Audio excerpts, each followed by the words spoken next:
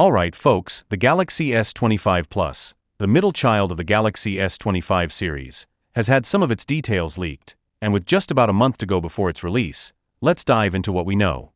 First up, the back. The S25 Plus features a vertical triple camera setup with individually protruding lenses, paired with an LED flash on the right.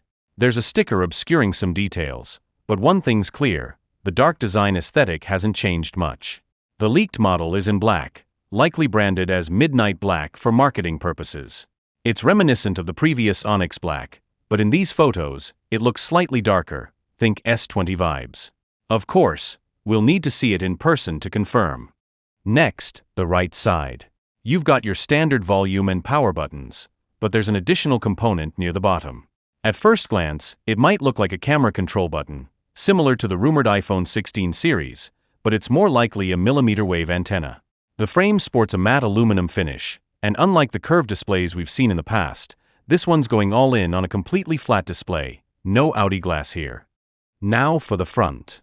A leaked photo of the settings screen shows the model number S936U, which confirms this is the Galaxy S25 Plus destined for the Korean market.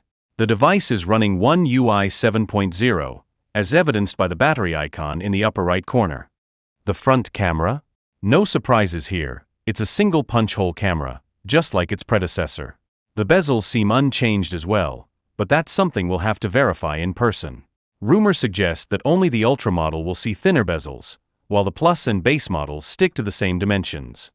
From these leaks, it's clear that the S25 Plus is more of an iterative update rather than a design overhaul.